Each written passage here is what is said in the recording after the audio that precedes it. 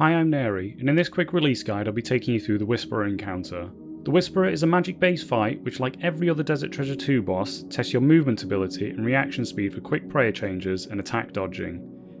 You should look to bring the gear on screen now, or as close to it as you can match with your budget. I've found that being on the Arceus spellbook has been the most effective here, as you can easily dodge one of her attacks, so there's no need to bring freezers. The Whisperer fight is a multi-phase encounter which can use all three attack styles throughout, but will only melee you if you wander within her melee range, causing the boss to backhand you and slap you twice for a moderate amount of damage. In this fight, the Whisperer shoots out volleys of attacks, ranged and magic based, followed by a pincer tentacle attack which you need to move just one tile away from where you were to dodge the attack.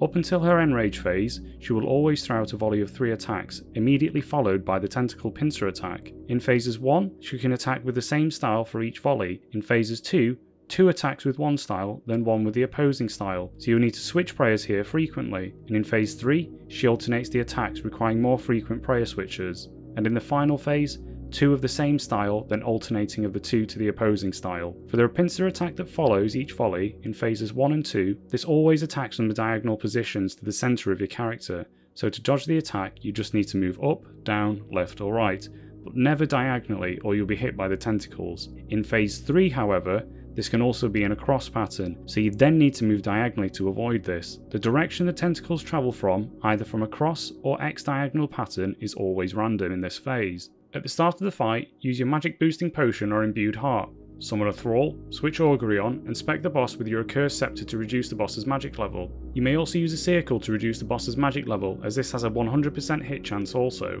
Watch out for which attack the boss is using. She will glow blue when using a magic attack, and orange when using a range attack, and the damage is calculated when the projectile lands, so you just need to pray just before it hits you. As soon as the second hit lands, immediately move to the side to dodge the incoming pincer tentacle. Once you reach the transition phase, she will use one of 3 abilities which are all random, which must be dealt with before the timer runs out.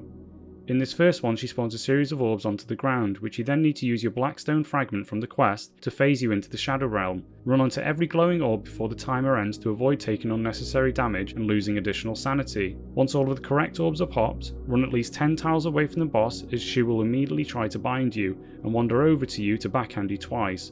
As the bind ends, just move away from the boss to avoid her melee swings. In this next transition phase, she will begin to charge up a massive AoE attack, which she will then use 3 times.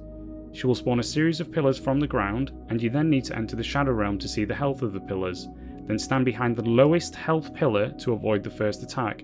Move to the next lowest health pillar, then finally the only pillar left.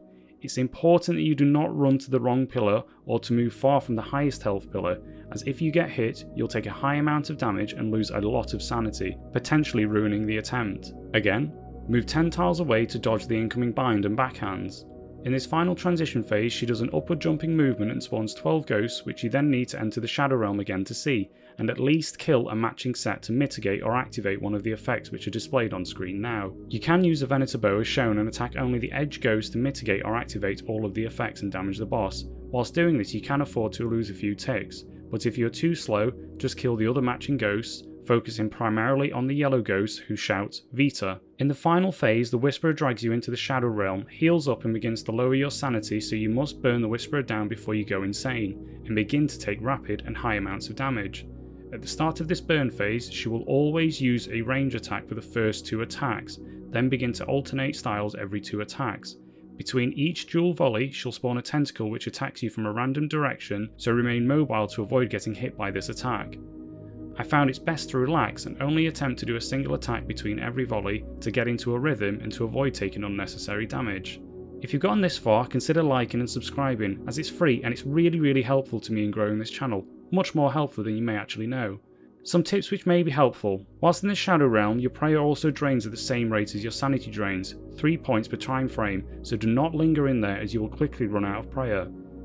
Always start the boss on the southern side of the room, away from the entrance, to reduce the distance you need to run and increase your damage uptime on the Whisperer when she teleports to the southern side for one of her random transition phases.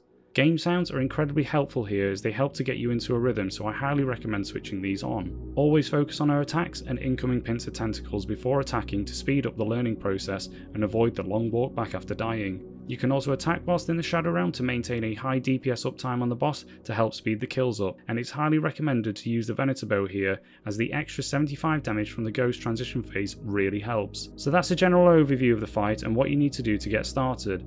In the coming weeks I'll look to release full guides, but I hope this guide has helped you to get you on your way, and if it has, leave a like, subscribe and let me know how you've got on so far. Have you managed to pull any fat drops? Let me know in the comments below and I will see you in the next one. Peace!